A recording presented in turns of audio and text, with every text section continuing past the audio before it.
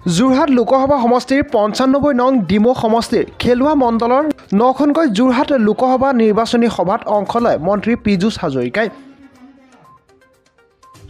যিমানেই লোকসভা নিৰ্বাচনৰ দিন চমু চাপিছে সিমানেই ৰাজনৈতিক দলসমূহৰ প্ৰচাৰ এতিয়াও তুংগত হৈ পৰা দেখা গৈছে। যোৰহাট লোকসভা সমষ্টিৰ ভাৰতীয় জনতা পাৰ্টীৰ তপন কুমাৰ গগৈ হৈ ৯৫ নং ডিমৌ সমষ্টিৰ খেলুৱা মণ্ডলৰ বিভিন্ন প্ৰান্তত ৯খনকৈ নিৰ্বাচনী প্ৰচাৰ সভাত অংশ লয় মন্ত্ৰী পীযুষ হাজৰিকাই। তেওঁৰ সৈতে উপস্থিত থাকে বিধায়ক সুশান্ত বৰগোহাঁই। এই নিৰ্বাচনী প্ৰচাৰ সভাত বিৰোধী দল কংগ্ৰেছক কঠোৰ সমালোচনা কৰে মন্ত্ৰী পীযুষ হাজৰিকাই।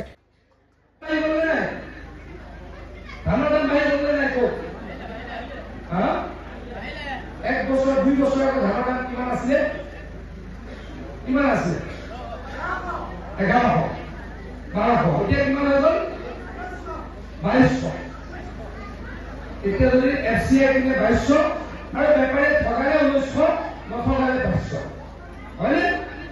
এটা আমাৰ গাঁৱৰ প্ৰত্যেকটা ধনী হৈ গ'লে নাই কওকচোন, হয়নে নাই? যদি আগতে 20,000 টকাৰ ধান বিক্ৰী কৰিছিল এতিয়া 40,000 টকা হ'ল। যোনে 50,000 টকাৰ ধান বিক্ৰী কৰিছিল এতিয়া 1 লাখ টকা হৈ গ'ল। আৰু খেতি মানুহে পৰা আৰম্ভ কৰিল। এখন সভাত অংশগ্ৰহণ কৰিলোঁ আৰু আজিৰ এই নিৰ্বাচনী সভাসমূহে প্ৰমাণ কৰিছে যে তপন গগৈ ডাঙৰীয়া কেইবা লাখো ভোটৰ ব্যৱধানত জিকিব। আমি প্ৰথমে ভাবিছিলোঁ 1.5 লাখ ভোটত জিকিব, তাৰপিছত 2 লাখ মান বুলি ভাবিলোঁ। আজি মই প্ৰতীয়মান গৈছোঁ যে 2.5 লাখৰ তলত তপন গগৈ ডাঙৰীয়া নিজিকে।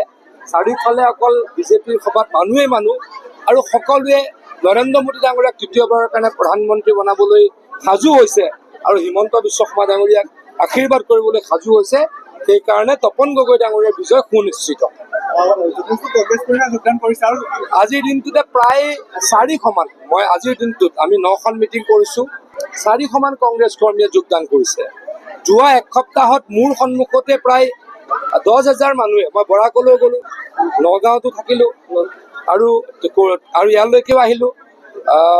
এইকেইদিন যোৰহাটতে আছোঁ, কালি মাজুলীত আছিলোঁ।